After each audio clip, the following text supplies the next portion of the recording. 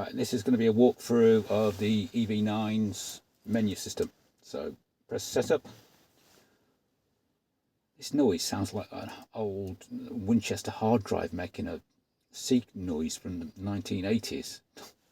It's weird. Anyway, and then vehicle. And then you've got all of your menu options. Sometimes that appears as a graphic menu, isn't that strange?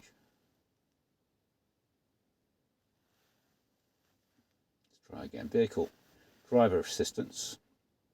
There's a slight lag when you press driver assistance in between it actually doing something.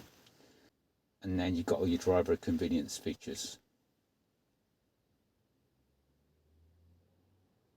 Now on the EV6 you can, and the other cars, you can switch between a graphic version and a flat kind of menu version. So I suppose since you can't do that, you've got to go driving convenience to turn on. Yeah, I want that on. And smart cruise control operation based on driving style.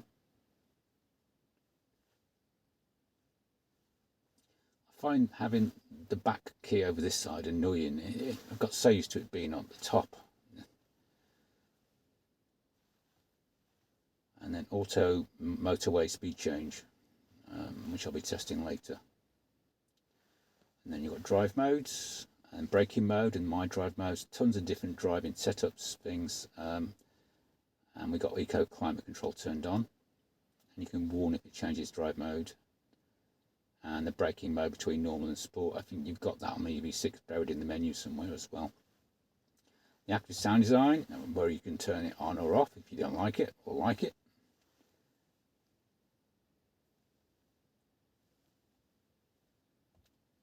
But you don't seem to have a custom version. You have a customized version on the EV6 where you can fiddle with the settings. So I'll just leave it off.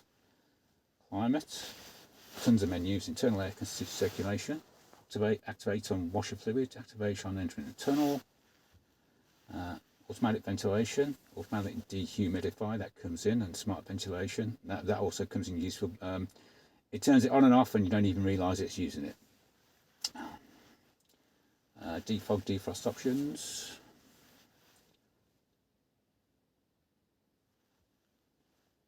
Climate features. You can lock the rear climate controls out to stop the kids meddling. Eco climate mode, and have a climate touchscreen restriction, but that's not quite sure what that does. Link climate settings for auto adjustments. So link to climate settings for the steering wheel warmer. Steering wheel warmer adjusts automatically based on climate settings, and driver's seat warmer ventilation. Seat heating ventilation adjusts automatically to main driver comfort. So that's automatic heated seats and steering warmer. I'll look at it. Link to climate settings.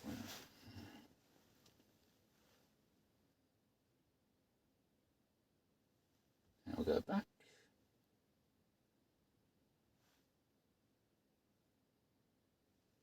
You've got seats,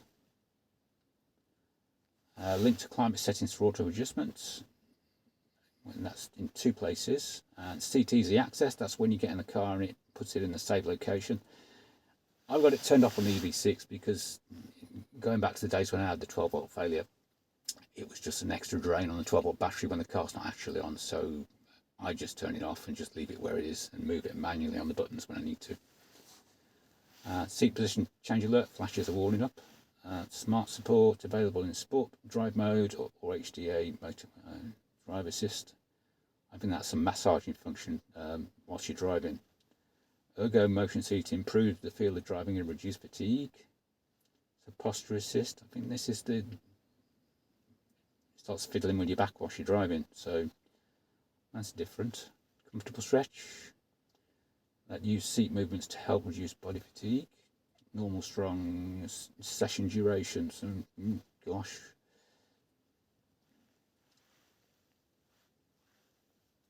Lights. Ambient lighting I've covered in a separate video. One touch turn indicator, you can set the number of flashes. The welcome mirror light, the condition under which the outside mirrors will unfold on door unlock or on driver approach. That's where you set on mirrors to unfold and approach. Headlight timeout as for walking away, that's the same as what's on the EV6. And travel mode is for when you're driving abroad on different sides of the road, and sorts out the adjustments to the lights so they don't blind people. Intelligent high beams, that's a high beam assist by other name. Why the menu says kilometres, it could be because this is the older versions of the software. That should be in miles. The rest of the system's in miles, and that's where you can turn off intelligent high beams. So it'll activate on speed there. Interior lights on, illumination of the interior button switches at all times, so that's useful. Yeah, and back. Door menu. You can set auto lock to enable on speed or shift, or off. And auto unlock, enable shift to park, and vehicle off, or turn the feature off. Approach unlock will open the doors automatically, and you can also have the mirrors pop out. That's in a different menu. Power tailgate's enabled, and power tailgate speed. And then turn on the smart tailgate if you want it to open automatically when you walk up to it after about 4 or 5 beeps. Can be a pain though. And this is the remote window controls, which you can turn on and off, and so you can open and close the windows with the hard key with the buttons on.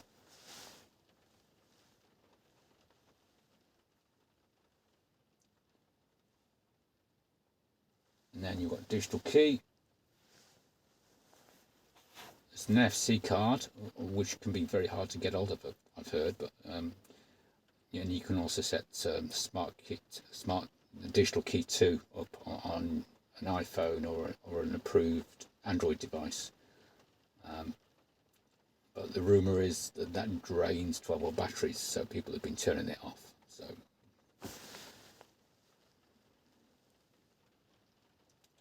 and you've got convenience. Rear occupant alert tells you if somebody's still in the back, like the dog or kids. How could you forget them? Service interval setting, that's how you reset it.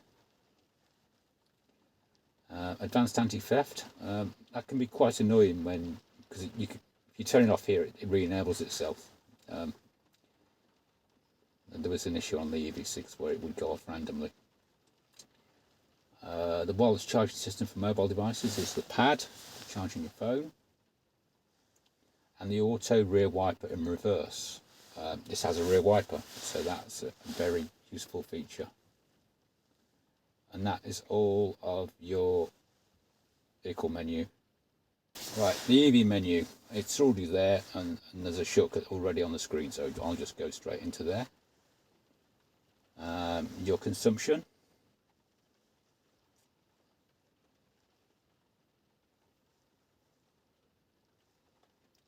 So my nice driving has got 3 miles per kilowatt hour. There was one that was 3.6, must be a local one. No more settings. Got battery status. That's where you set the charge limits.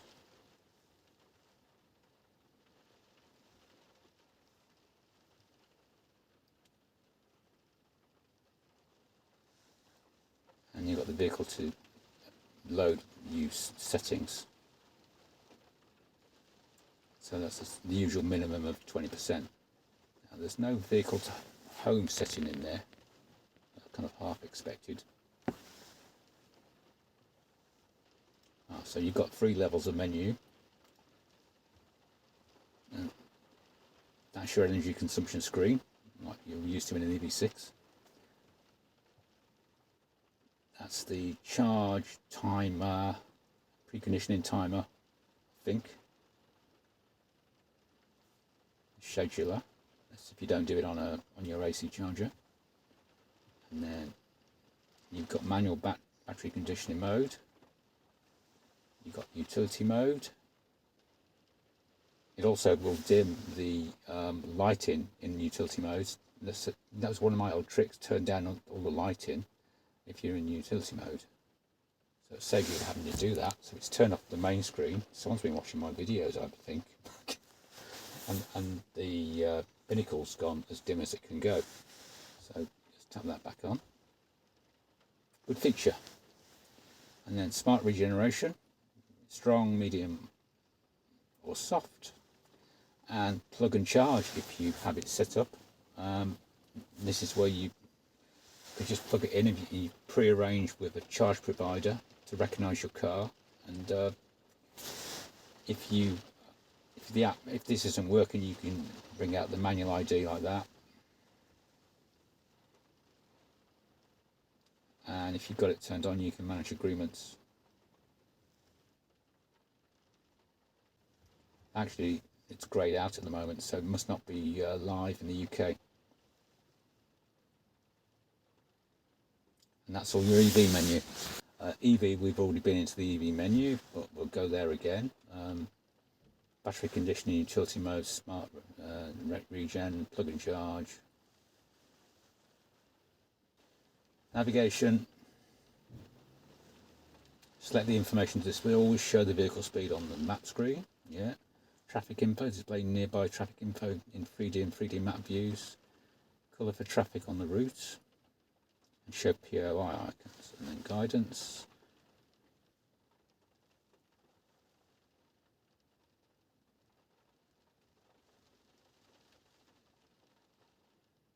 Speed camera alerts. So if you want even more noises, that's where you turn it on.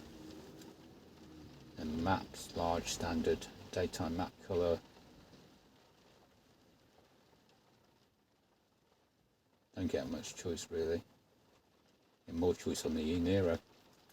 And automated features. Automatic return after scrolling. And then satellites.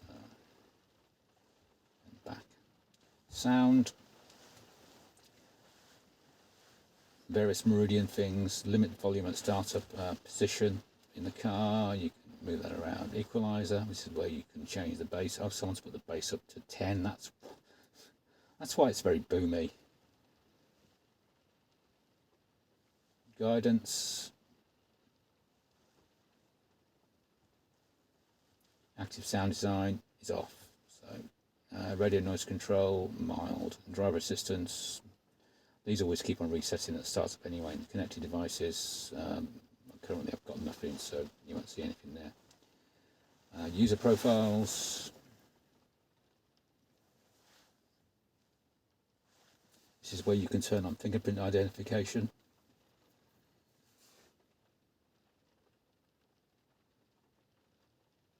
And password pins. And change users.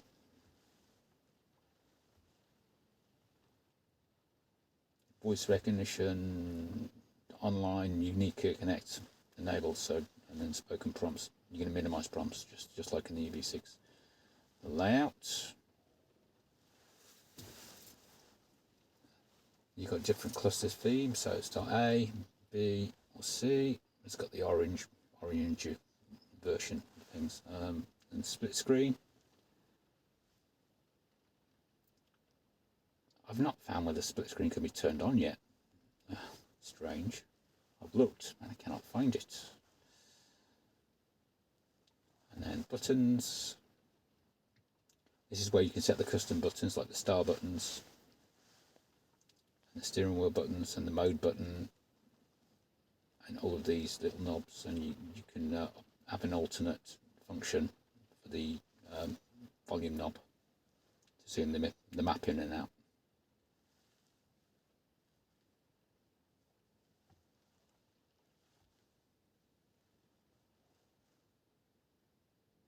And the steering wheel button functions are different from the ones you get on the navigation system.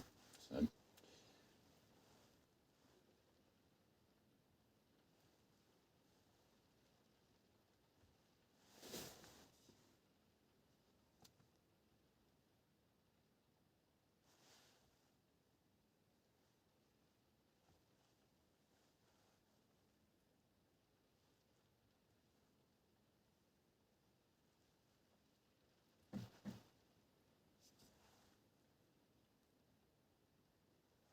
Cluster head-up display I've already been in, and that's where you turn off the welcome sound.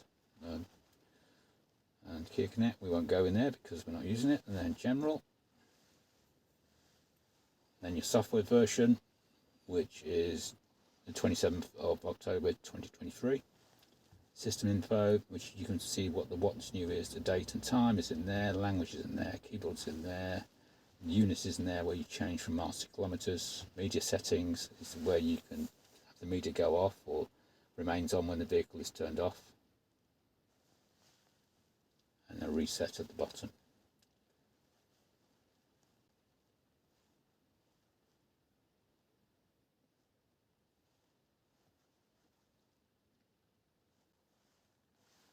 And then we've got the weather, but you need Kia Connect for that. The calendar, you need Kia Connect for that. The sports, you need Kia Connect for that. Valet mode, Kia Connect for that required also. Vehicle diagnostics, Kia Connect for that. So a lot of these things need Kia Connect working, so I can't show or go into them.